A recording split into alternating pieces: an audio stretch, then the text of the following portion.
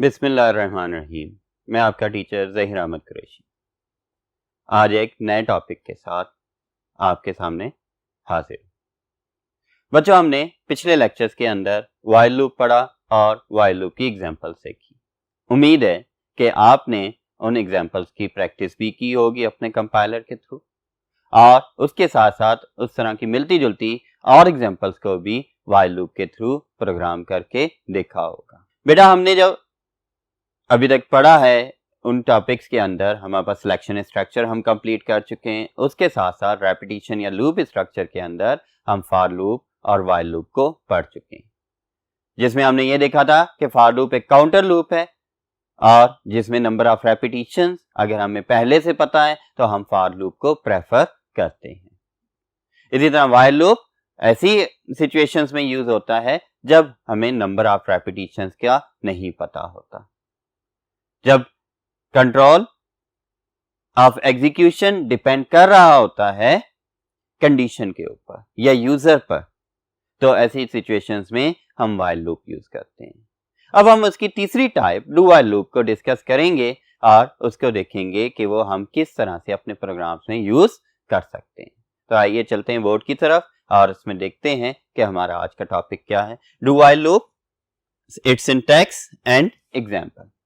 तो बच्चों, do while loop is another type of repetition or loop structure। ये third type कह लें या another type of repetition या loop structure कह लें। It is also called sentinel controlled or user controlled loop।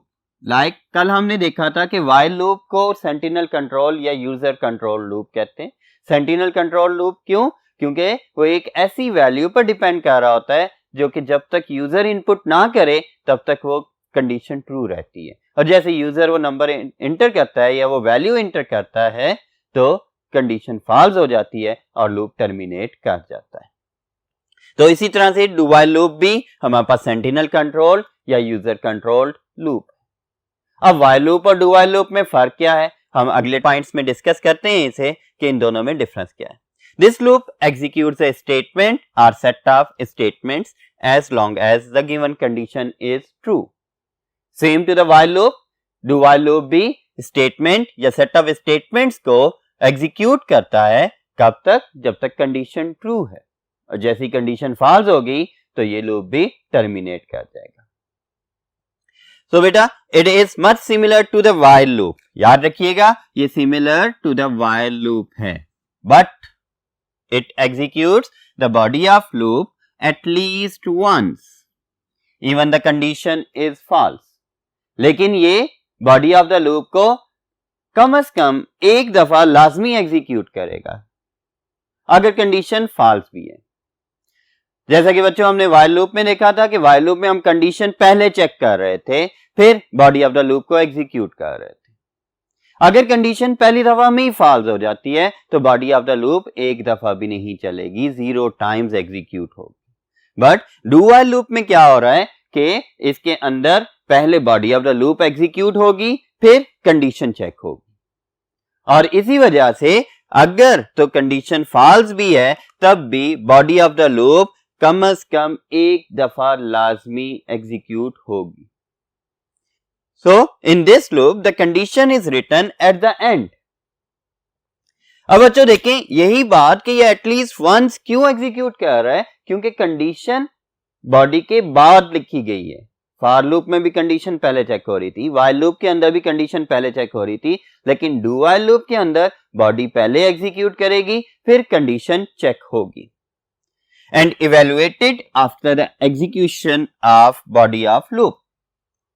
Condition लिखी भी बॉडी के बाद गई होती है और उसके साथ साथ वो इवेलुएट भी बाद में होगी। पहले body of the loop execute होगी फिर कंडीशन इवेलुएट होगी। In this loop condition is terminated. एक और चीज, एक और पॉइंट जो कि इसे व्हाइल लूप से डिफर कर रहा है वो ये है कि इसके अंदर कंडीशन टर्मिनेट होगी। जो व्हाइल की कंडीशन है वो सेमीकोलन से टर्मिनेट होगी, व्हाइल लूप के अंदर कंडीशन टर्मिनेट नहीं होती थी। और दूसरा डिफरेंस क्या कि व्हाइल लूप में कंडीशन पहले लिखी जाती थी, बॉडी ऑफ द लूप बाद में होती थी। लेकिन डू व्हाइल लूप के अंदर क्या है, बॉडी ऑफ द लूप पहले लिखी जाएगी और एग्जीक्यूट भी पहले होगी कम से कम एक दफा, फिर कंडीशन चेक होगी। अगर तो कंडीशन ट्रू है फिर दोबारा control body of the loop पर चला जाएगा, नहीं तो control outside the loop other statements पर चला जाएगा। अच्छा बच्चों, next point, usually used in the situation. अब ये किन सिचुएशंस में यूज होता है? When initialization value is the part of loop body. कभी कभार ऐसी सिचुएशंस आ जाती हैं कि हमने किसी लूप को स्टार्ट करना है लेकिन उसकी वैल्यू हमारे पास पहले से मौजूद नहीं है। अगर हम उसे व्हाइल लूप के जरिए से लिखेंगे, हमें उसे पहले एक दफा इनिशियलाइज करवाना पड़ जाता है या यूजर से इनपुट लेनी पड़ जाती है। इससे क्या होता है, हमें कोड की डुप्लीकेशन का सामना करना पड़ता है कि लूप से पहले भी वही कोड लिखा है और लूप की बॉडी के अंदर भी वही कोड लिखा गया है। कल भी हमने एक एग्जांपल के अंदर यही चीज की थी और उसी तरह से कि हमारे पास 2 दफा सेम कोड आ रहा था। अब इसके अंदर क्या होगा कि ये ऐसी सिचुएशंस के अंदर लूप यूज होता है जिन सिचुएशंस के अंदर initialization value body of loop का हिस्सा होती है। फॉर लूप के अंदर आपके पास initialization value body of the loop का हिस्सा नहीं थी। व्हाइल लूप के अंदर initialization outside the loop body perform की जाती थी, लेकिन डू व्हाइल लूप के अंदर initialization body of the loop के अंदर भी परफॉर्म की जा सकती है। इसे हम मजीद सिंटैक्स के जरिए अंडरस्टैंड करेंगे। तो इस पॉइंट को कंप्लीट करते हैं। It is usually used in the situation when initialization value is the part of loop body. मतलब कि लूप बॉडी के अंदर ही हमारे पास लूप इनिशियलाइज हो रहा होगा और फिर कंडीशन बाद में चेक हो रही है। मींस के पहले इनिशियलाइज हो गया, देन कंडीशन चेक हुई, कंडीशन ट्रू थी तो दोबारा से वैल्यू एग्जीक्यूट कर जाएगी, कंडीशन फॉल्स थी तो control outside the loop body चला जाएगा। तो बेटा इस लूप के अंदर ये पॉइंट्स याद रखने हैं कि ये व्हाइल लूप जैसा कंडीशनल, सेंटिनल या यूजर कंट्रोल्ड लूप है। ये भी डिपेंड करता है कंडीशन के ऊपर और यूज तब किया जाता है जब हमें नंबर ऑफ रेपिटेशंस का पहले से पता नहीं होता। लेकिन इसमें डिफरेंस क्या है, इसके अंदर body of the loop at least once execute होती है और ये एक बड़ा इंपॉर्टेंट एमसीक्यू पॉइंट भी है कि execution of the loop is perform at least once even the condition is false. तो कौन से लूप में? डू व्हाइल लूप के अंदर ये हो रहा होता है। तो इसी तरह से दूसरे पॉइंट क्या था कि इसमें बॉडी ऑफ द लूप पहले लिखी जाती है, कंडीशन बाद में लिखी जाती है। और तीसरा पॉइंट कि इसके अंदर जो व्हाइल कंडीशन है वो टर्मिनेट होती है, लेकिन व्हाइल लूप के अंदर कंडीशन टर्मिनेट नहीं होती थी। तो बच्चों अब इसके सिंटैक्स को डिस्कस करेंगे और इसे मजीद देखेंगे कि हम इसे अपने प्रोग्राम्स में कैसे यूज कर सकते हैं। तो सिंटैक्स को डिस्कस करने के लिए हम नेक्स्ट बोर्ड की तरफ मूव करते हैं।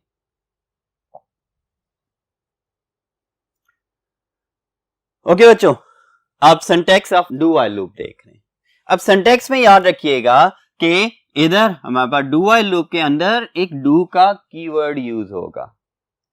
Body of the loop start कहां से हो रही है? डू के कीवर्ड से हो रही है। डू से ये एग्जीक्यूशन स्टार्ट होगी लूप की, फिर इसके बाद control body of the loop में आ जाएगा और जितनी भी स्टेटमेंट्स हैं इन स्टेटमेंट्स को एग्जीक्यूट करेगा एक दफा। अभी तक कंडीशन चेक नहीं हुई, स्टेटमेंट्स पहले एग्जीक्यूट हो रही हैं। अब इन्हें एग्जीक्यूट करने के बाद कंट्रोल दोबारा कहां आ गया? कंडीशन पर आ गए। अब कंडीशन चेक हुई। अब देखें मैंने पहले डिस्क्रिप्शन में बताया कि जी कंडीशन टर्मिनेट करेगी, इस कंडीशन के साथ सेमीकोलन लग रहा है, टर्मिनेटर साइन लग रहा है, जबकि व्हाइल लूप के अंदर इस तरह सेमीकोलन नहीं लगता था। अगर लगाएंगे तो एरर आएगा, लेकिन डू व्हाइल लूप के अंदर अगर हम सेमीकोलन को मिस करेंगे तब एरर जनरेट होगा। अब यहां से कंडीशन चेक होगी। अगर तो कंडीशन ट्रू है, स्टेप 1 आ गया, स्टेप 1 के बाद कंडीशन चेक हुई, स्टेप 2 आ गया। अगर कंडीशन ट्रू है तो दोबारा कंट्रोल कहां आ जाएगा? इस डू के कीवर्ड के ऊपर आ जाएगा और एग्जीक्यूशन को स्टार्ट कर देगा दोबारा से। फिर स्टेटमेंट्स एग्जीक्यूट होंगी, फिर स्टेटमेंट्स एग्जीक्यूट होने के बाद क्या होगा? कंडीशन चेक होगी। कंडीशन ट्रू है तो कंडीशन कंट्रोल कहाँ चला जाएगा, फिर स्टार्ट में चला जाएगा, फिर बॉडी ऑफ द लूप को एग्जीक्यूट करेगा, फिर कंडीशन को चेक करेगा। और अगर कंडीशन फॉल्स हो जाती है तो कंडीशन फॉल्स होने पर कंट्रोल कहाँ आ जाएगा, नेक्स्ट स्टेटमेंट जो कि outside the body of the loop है उधर आ जाएगा और उन्हें एग्जीक्यूट करना शुरू कर देगा। ठीक है, तो मींस कि कंडीशन फॉल्स हुई तब कंट्रोल इधर आ गया, कंडीशन ट्रू थी तो दोबारा control start beginning of the loop पर चला गया। अब देखिए बच्चों, जो इनिशियलाइजेशन है लाजमी नहीं कि हम इस डू से पहले कहीं इनिशियलाइजेशन कर दें, नहीं, हम इनिशियलाइजेशन इसकी बॉडी के अंदर भी कर सकते हैं। वो सेंटिनल वैल्यू हम इस लूप की बॉडी के अंदर भी डिफाइन कर सकते हैं जिसकी बेस पर कंडीशन है ट्रू या फॉल्स होना। इसी लूप को हम दूसरी तरह से भी डिफाइन कर सकते हैं, इसका सिंटैक्स एक और तरह से भी लिख सकते हैं। इसके लिए ये वाला हिस्सा देखें, इसके अंदर हमारे पास अगेन डू का कीवर्ड यूज हो रहा है। अब डू के कीवर्ड के बाद यहां पर सीधा डायरेक्टली मैंने लिख दिया था बॉडी ऑफ द लूप, लेकिन यहां पर आगे क्या, इनिशियलाइजेशन, इनिशियलाइजेशन या फिर स्टेप वैल्यू के जी हम जो नेक्स्ट लूप की कंडीशन वैल्यू है जिसको कंडीशन ने चेक करना है वो इसकी बॉडी के अंदर है, या लूप को इनिशियलाइज जो किया गया वो इसकी बॉडी के अंदर किया गया। फिर body of the loop other statements आ गई और ये अदर स्टेटमेंट्स एग्जीक्यूट हुई और फिर कंडीशन चेक हो गई। अगर तो कंडीशन ट्रू है दोबारा से लूप इधर स्टार्ट में चला गया, फिर ये इसकी बॉडी के अंदर आया, फिर वैल्यू को इनिशियलाइज करवाया और इनिशियलाइज करने के बाद स्टेटमेंट्स एग्जीक्यूट की, फिर उसके बाद कंडीशन चेक हुई और इस तरह से ये कंट्रोल बार बार रिपीट करता जाएगा स्टेटमेंट्स को, लूप की बॉडी को, कब तक, जब तक कंडीशन फॉल्स नहीं हो जाती। और कंडीशन फॉल्स होने पर कंट्रोल फिर आउटसाइड द लूप बॉडी आ जाएगा और अदर स्टेटमेंट्स को एग्जीक्यूट करना स्टार्ट कर देगा। ठीक है, याद रखना है। इसके अंदर एक और पॉइंट बता दूं कि इसके अंदर डेलिमीटर लाजमी यूज हो रहे होते हैं। व्हाइल लूप या फॉर लूप के अंदर हमने ये कहा था कि अगर सिंगल स्टेटमेंट हो तो डिलिमीटर्स यूज किए जाएं या ना किए जाएं तो कोई फर्क नहीं पड़ता, एरर नहीं आता। लेकिन डू व्हाइल लूप के अंदर हम क्या करेंगे, डू के कीवर्ड के बाद डिलिमीटर्स यूज करते हैं, फिर उसके बाद क्या है, उसके बाद कंडीशन को लिखा जाता है। और अगेन ये पॉइंट याद रखिएगा कि condition is terminated in the loop, कौन से लूप में, डू व्हाइल लूप के अंदर टर्मिनेट की जाती है। अब हम इसकी वर्किंग को डिस्कस करते हैं, जो कि अभी मैंने वर्बली इधर बताया वही चीजें हम इधर रिटन फॉर्म में भी लिख देते होते हैं, क्योंकि आपने पेपर के अंदर ये वर्किंग लिखनी होती है। वर्किंग है बेटा, first of all the block of statements followed by do keyword is executed for one time.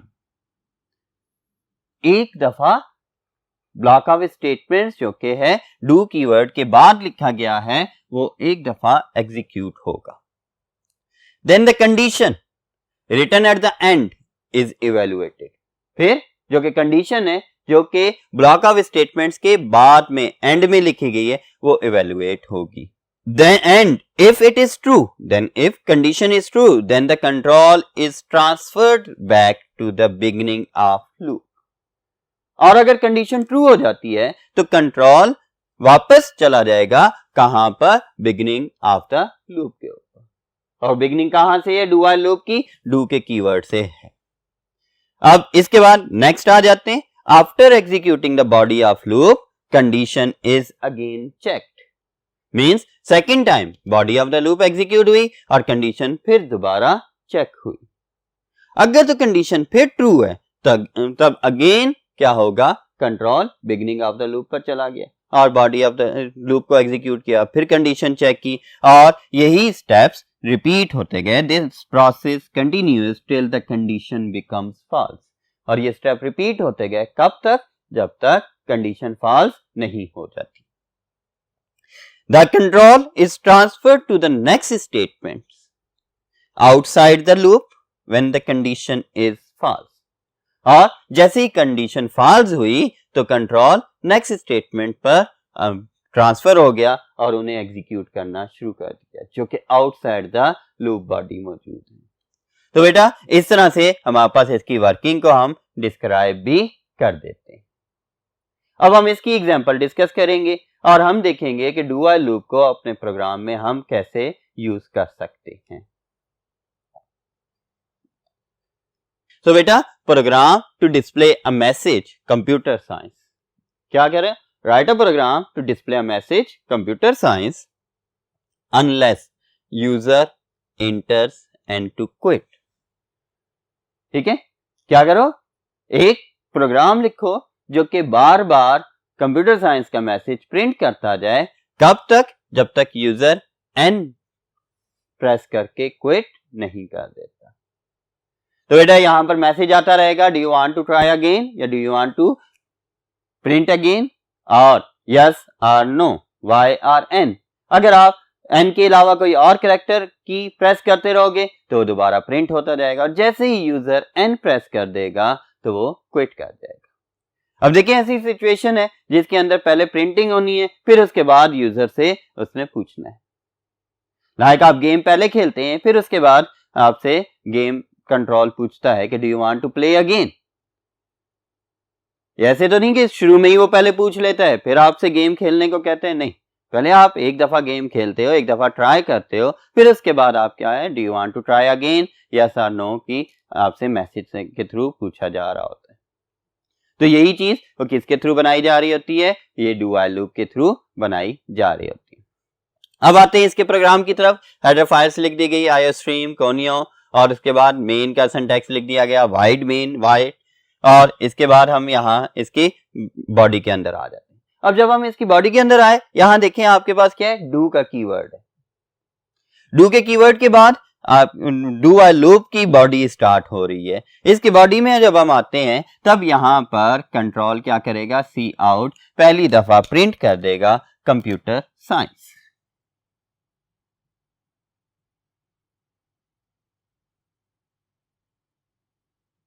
अब पहली दफा कंप्यूटर साइंस प्रिंट करने के साथ ही ये पूछेगा ट्राई अगेन,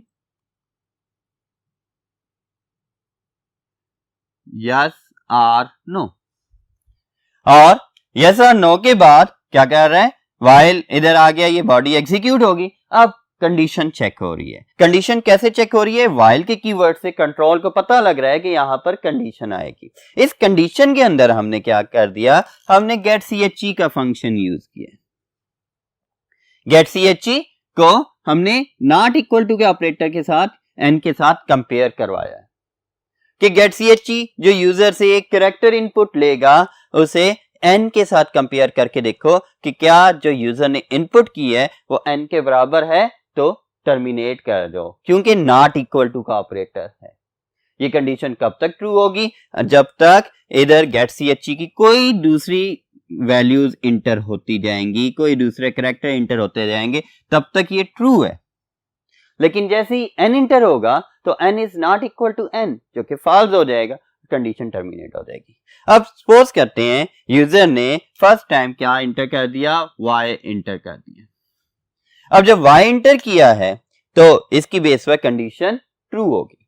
अब जैसे ही कंडीशन ट्रू हुई मींस के Y is not equal to N, yes it is not equal to N. तो कंट्रोल कहां मूव कर गया, बिगिनिंग ऑफ द लूप में, कहां, डू के कीवर्ड के पास मूव कर जाएगा, और डू के कीवर्ड के पास आकर दोबारा से यहां से एग्जीक्यूशन स्टार्ट कर देगा। दोबारा लिखा आ जाएगा क्या, कंप्यूटर साइंस। फिर मैसेज लिखा आ गया। मैं थोड़ा सा जगह की वजह से थोड़ा लेफ्ट साइड पर करके लिख रहा हूं, लेकिन ये एक दूसरे के बिल्कुल एग्जैक्टली नीचे आएंगे। तो इसके बाद हमारे पास नेक्स्ट ट्राई अगेन की स्टेटमेंट प्रिंट होगी, और ट्राई अगेन के बाद वाई आर एन, और देन यूजर प्रॉम्प्ट करेगा गेट ची की वजह से कि यूजर से प्रॉम्प्ट कर रहा है सिस्टम कि कैरेक्टर इंटर करो, एक और कैरेक्टर इंटर करना है। अब यूजर पर डिपेंड करता है कि ये वाई इंटर करे, ए इंटर करे, बी इंटर करे, इंटर की प्रेस करे या एन प्रेस करे। लेकिन जैसे ही हमने स्टेटमेंट में भी बता दिया था कि unless user enters N to quit, कि जब तक यूजर एन नहीं इंटर करता क्विट करने के लिए, तब तक ये कंडीशन ट्रू रहेगी। तो उस केस के अंदर अब क्या आ रहा है कि वाई की बजाय मैं कोई और कैरेक्टर कह दूंगा, तो ये उसे इंटर कर देगा और कंडीशन ट्रू हो जाएगी, लेकिन अब मैं इंटर कर रहा हूं n। जैसे ही n इंटर किया तो y की जगह पर n आ गया, n is not equal to n, false होगी, क्योंकि n तो इक्वल है n के, कंडीशन फॉल्स होगी।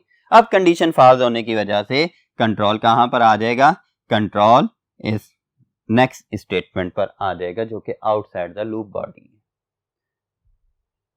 तो बेटा यहां पर आकर ये इन स्टेटमेंट्स को एग्जीक्यूट करना शुरू कर देगा, लूप को टर्मिनेट कर दिया और ये इधर आएगा और गेट CHE की बेस पर यूजर वेट करेगा कि यूजर कोई करैक्टर इंटर करे, और जैसे ही कोई करैक्टर इंटर करेगा तो वो आउटपुट को एंड भी कर देगा और कंट्रोल को ट्रांसफर कर देगा कहां पर, आपके सोर्स कोड में, जहां पर आप जाकर अपने प्रोग्राम में अगर कोई चेंजेस करना चाहते हैं चेंजेस कर लें, या फाइल को सेव करना चाहते हैं आप अपनी फाइल को सेव कर लेते हैं। तो बच्चों ये थी इसकी एक सिंपल सी एग्जांपल।